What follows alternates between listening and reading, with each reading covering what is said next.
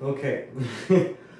As much as I was trying to stay away from all the politics, and I just want to say that social media has been so overwhelming with this because it's right in our face.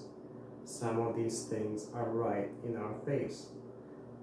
COVID-19, uh, civil unrest, protests, Black Lives Matter, and many other things. And it becomes overwhelming. We're living in a very overwhelmingly negative time. The moment you turn on TV, things are escalating more and more and more. So I, everything is unscripted. I just want to say that I want to share a little bit of my perspective about this, and perspective of being perspective of being I don't want to say victim, but I've been a victim of racism. Also, I've been a victim of civil unrest where the government has been overthrown in Ukraine, 2005 Orange Revolution. What I wanted to talk about here is, do you notice how things are escalating? How they're escalating? Can you observe how things are getting into that negative progression more and more and more? And it draws your reaction, it draws your attention. Your attention is there. It's not here, it's not within you, it's there because of civil unrest, because of COVID-19. COVID-19 is just preparation for something bigger. And this things like this, they spark anything little becomes big, you know. Anything that media portrays as something little, as something big, becomes even bigger. So what I wanted to say is that whatever happened in Minneapolis is just atrocious. It's probably the worst conduct. I don't. It's just people that did it deserve to be in jail. In some countries, they will be put on electric chair because, you know, if you kill someone, you should be killed. That's the law. But what I wanted to talk to you about here is the fact how we have these protests and what happens after the protests, during the protests. In my world where I grew up, any protests forces government to apply more force, which means now we have curfew. Have you ever lived in a curfew environment? You know, I only experienced curfew in London, and it's just part of their culture. But now we have cities in Bay Area, in California, that are enforcing curfew. So what happens when we have protests, when it's not peaceful protests, when it's aggressive protests, when people are looting things? If you look at the protests, the root of the protests, it's all controlled and manipulated. It doesn't happen random. I've been inside revolution 2005. I was 18 years old at the time.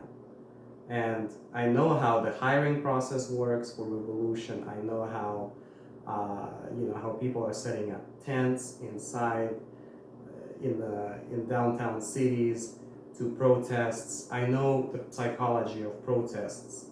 I can tell you so much about this. In fact, the revolution in Ukraine was orchestrated by, people like George Soros and many other politicians in the United States. I don't want to say if it's left or right. I'm not even going to go there because I stay away from those talks. If I am pro-left, pro-right, It's not about that.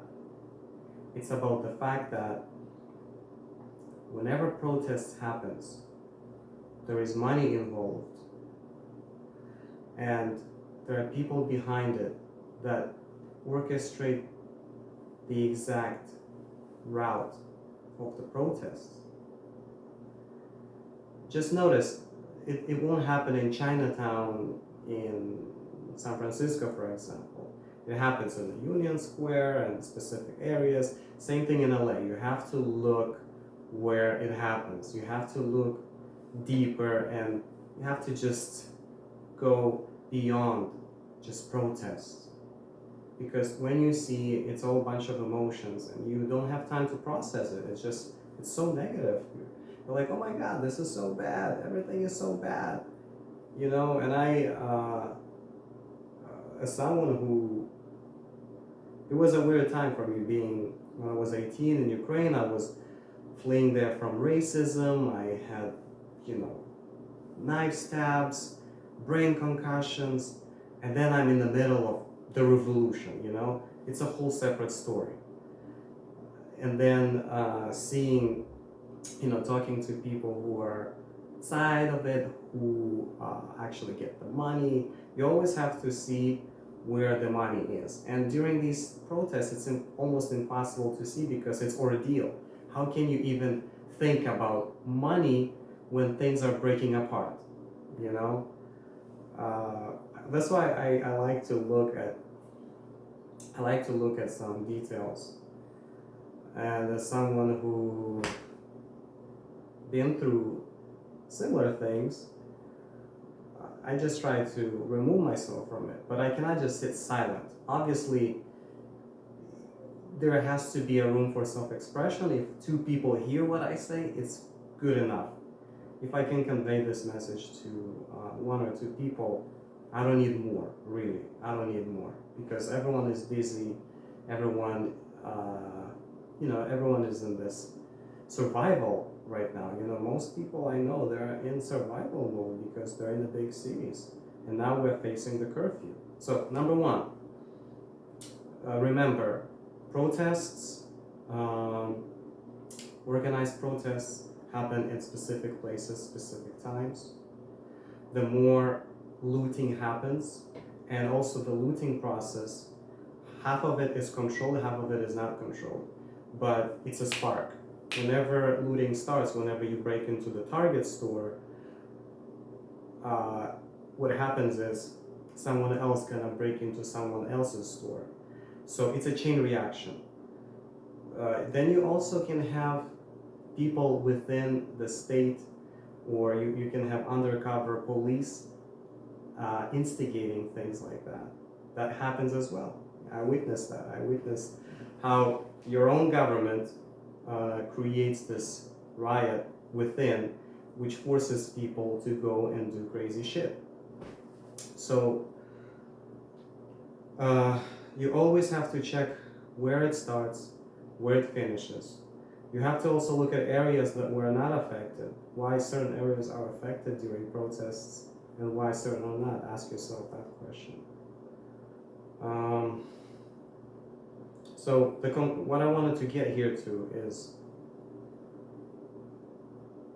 when protests become aggressive, if you compare it to MLK protest 1968, it's totally different. It's totally different. What we're doing now, aggressive protest creates an incident where a government will enforce more force, which means curfews, which means National Guard will be standing outside, which means you're gonna stay in more fear. So it's like, in a way, you lose both ways when you go and you protest, unless you wanna get to the point where you wanna overthrow the whole government. If you wanna overthrow the whole government, then you have to know that someone on top is sponsoring you to overthrow the government. So, for example, if we're overthrowing the government of Donald Trump, then who has the money? The Democrats. So it means Soros, Gates, Biden, and everyone else are putting money into overthrowing the government. So when you protest, you have to know if you're gonna go that far, because how it works, the protests don't just happen for no reason. You know, if you think about this one incident, there are so many incidents of unfairness that happen where I grew up, Ukraine or even Africa. People people will just not be protesting over every single crime that will happen, because it's just some societies are criminal societies. People die left and right. People, in South Africa, people get shot. In Tanzania, in many places, people get shot. And now we're in this situation where we activated something. I mean, when I say we, it's just people. We activated something that may not stop. And that will force National Guard to enforce more limitations as to where we go. More limitations, so more sitting home orders. So you have to think about it, guys, really. When you go out there, you want to protest, you have to really think who is behind it, where the money comes from. And when you agree with everything that they're doing, then go for it. But remember that it's going to cause more unrest and more violence. So I'm just telling, I'm just want to tell that I'm sending you lots of love, abundance, and peace. And I really hope that, I believe that things will get better, but they have to get worse. They have to really get so bad before they get better. It has to get real bad. And 2020, every 100 years we're going into some recession. It's all cyclical. So I guess it's another cycle now to go into a big, great depression. Yeah. So just pay attention.